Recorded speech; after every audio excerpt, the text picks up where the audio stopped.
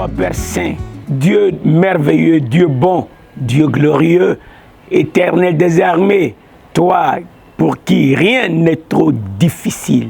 Tu es le Dieu créateur de l'univers. Ce matin, nous te louons, nous t'adorons, nous venons pour te dire merci.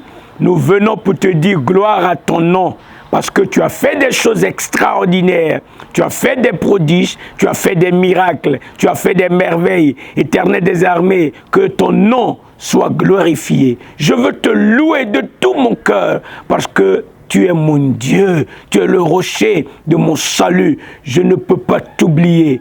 Merci pour la grâce que tu me donnes de me rappeler que ma vie t'appartient. Aujourd'hui, je viens avec action de grâce, je viens dans le nom de Jésus. Je m'approche du trône de la grâce pour obtenir miséricorde et secours. Voici, Seigneur, nous ouvrons ta parole. Permets que nous puissions la comprendre, qu'elle soit claire dans notre esprit et donne que ton esprit nous enseigne ce matin et que ceux qui vont entendre cette parole soient édifiés au nom de Jésus-Christ, afin que les malades guérissent, que ceux qui sont dans la solitude sentent et expérimentent ta présence, que ceux qui sont abandonnés voient que tu es fidèle et que tu les recueilles. Guéris les malades, donne la paix au cœur, au nom de Jésus. Amen. Bonjour à tous, bienvenue à cette dévotion. Oh, alléluia, qu'il est beau, qu'il est agréable pour des frères de demeurer ensemble. Nous ne pouvons pas être ensemble dans le physique, mais en esprit, nous sommes un. Tu es vraiment bienvenu à cette dévotion. Je suis convaincu qu'au travers de ce canal, Dieu est en train de te bénir et de t'édifier. N'oublie pas, continue d'alimenter ton esprit. Chaque parole, chaque verset que nous méditons contribue à alimenter, à nourrir ton esprit. Et d'ici peu, tu vas voir ce que Dieu va faire. N'oublie pas, je prie pour toi, même si je ne te connais pas personnellement, mais je prie pour toi. Alors sache que tu es en train de jouer un grand rôle par cette méditation. Reçois-la, médite, réfléchis, passe en revue ce que tu écoutes, va, cherche cela dans ta Bible, si tu n'en as pas, cherche-en une, et alors, lorsque tu l'auras compris, ne garde pas ça pour toi seul. Partage cela. C'est très important. C'est une parole qui va apporter la paix, qui va apporter le salut, qui va apporter la joie. C'est une bonne parole. C'est la bonne nouvelle. Alors, quelqu'un a besoin de ça et tu es le canal de Dieu pour transmettre la parole de la vie à quelqu'un qui aura la vie. Alléluia. Et Dieu va te bénir en conséquence. Alors aujourd'hui, nous continuons avec Deutéronome, le chapitre 32, et nous allons lire le verset 19. L'Éternel l'a vu et il a été irrité, indigné contre ses fils et ses filles. Il a dit: je leur cacherai ma face, je verrai quelle sera leur fin, car c'est une race perverse. Ce sont des enfants infidèles. Ils ont excité ma jalousie par ce qui n'est point Dieu.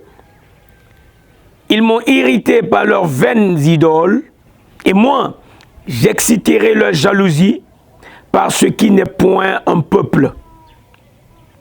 Je les irriterai par une nation insensée, car le feu de ma colère s'est allumé, et il brûlera jusqu'au fond du séjour des morts. Il dévorera la terre et ses produits. Il embrasera les fondements des montagnes. J'accumulerai sur eux les maux. J'épuiserai mes traits contre eux. Ils seront desséchés par la faim, consumés par la fièvre et par des maladies violentes. J'enverrai parmi eux la dent des bêtes féroces et le venin des serpents. Au dehors, on périra par l'épée et au dedans, par d'effrayantes calamités. Il en sera du jeune homme comme de la jeune fille, de l'enfant à la mamelle comme du vieillard.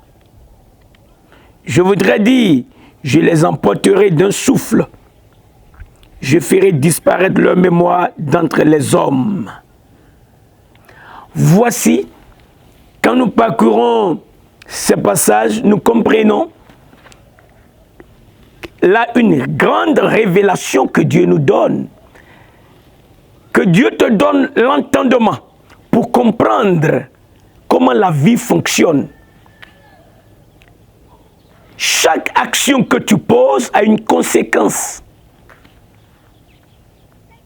Chaque parole que tu proclames a une conséquence. Les pensées que tu nourris ont une conséquence. Lorsque le peuple a choisi d'irriter Dieu, de provoquer sa jalousie, ils l'ont fait. C'était une décision, une pensée. Ils ont agi, ils ont parlé, ils l'ont mis en exécution. Alors, la conséquence, le verset 19 nous dit, l'Éternel l'a vu et il a été irrité, indigné contre ses fils et ses filles. Et alors, qu'est-ce qu'il a fait? Il a dit, je leur cacherai ma face et je verrai quelle sera leur fin. Lorsque l'Éternel a sa face qui est tournée vers toi, c'est la bénédiction. Tu verras le contraire de tout ce qui a été cité. De tout ce qui a été cité. Et Dieu a toujours encouragé, exhorté à son peuple de chercher sa face. J'entends beaucoup de personnes qui disent, mais j'ai cherché l'Éternel, je n'ai rien vu. Tu n'as pas cherché l'Éternel. Si l'ennemi te trompe pour que tu irrites Dieu, que tu provoques son courroux, sa jalousie, alors il va te cacher sa face. Pourquoi il y a dans le monde tant de souffrances?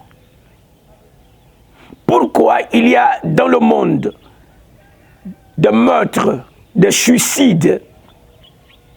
Pourquoi il y a du vol, il y a du vandalisme? Parce que l'être humain, le premier homme, Adam, a choisi de désobéir à Dieu, de trahir Dieu. La conséquence de cette désobéissance, c'est la mort spirituelle. Et la mort spirituelle est entrée pour régner sur les êtres humains.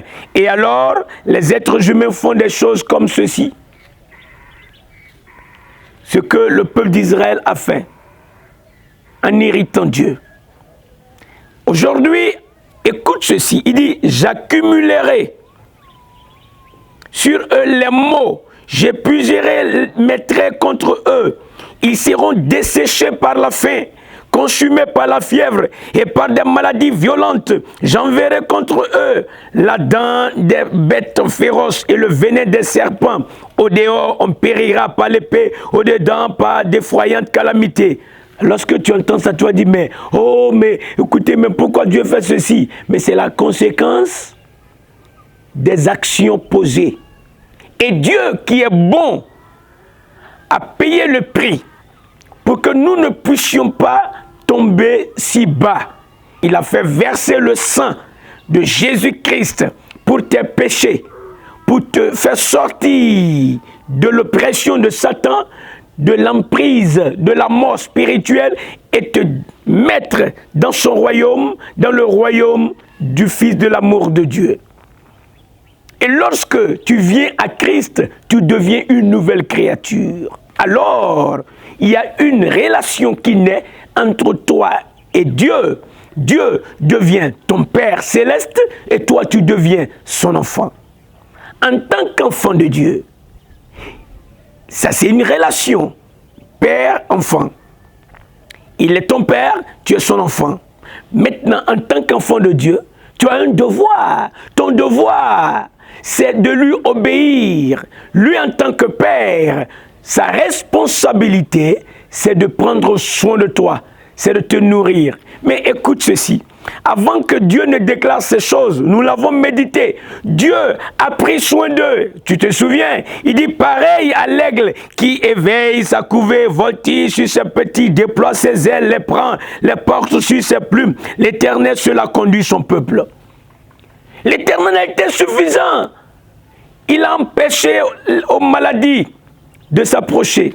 Il a empêché les tourments, les bêtes de s'approcher d'eux. Le venin des serpents ne les a pas touchés.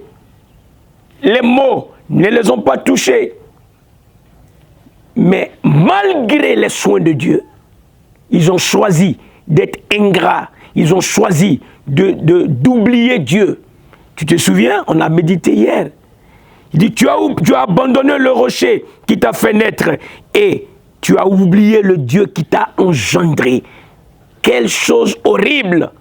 Et Dieu est en train de nous enseigner que c'est là une erreur à ne pas faire. Parce qu'aujourd'hui, tu as un peu d'argent dans ton compte, parce que tu as un numéro de matricule, parce que tu es employé, un agent de l'État, parce qu'on t'a engagé dans une entreprise. Tu as oublié Dieu.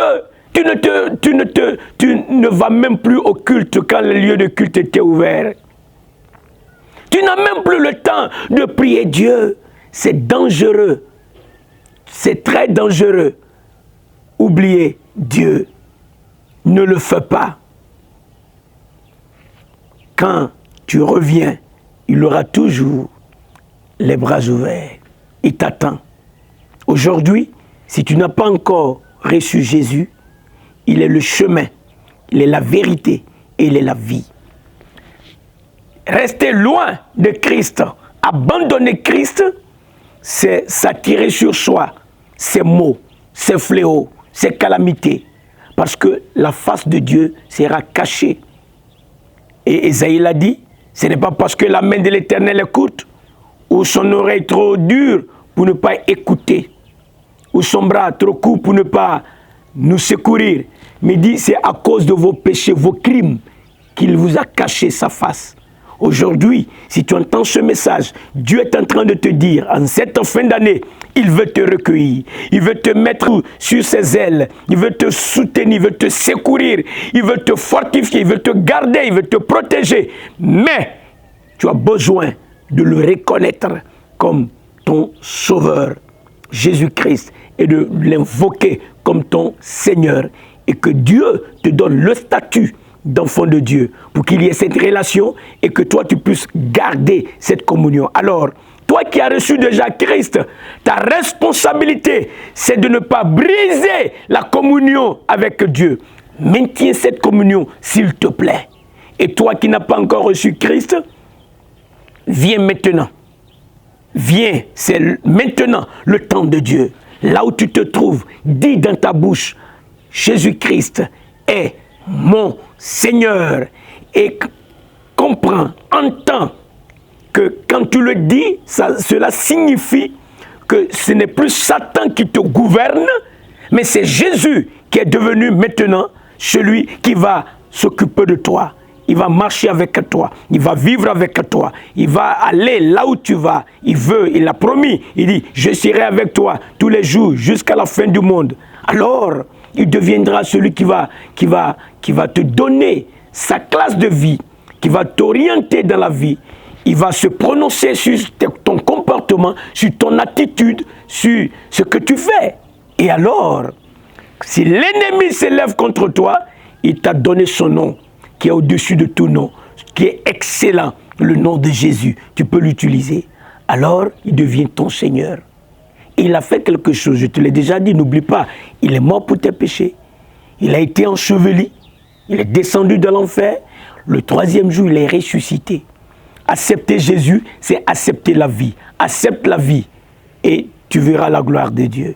Nous allons prier le Seigneur. Notre Père, merci de nous ouvrir les yeux pour que nous comprenions que c'est là une erreur grave de t'oublier.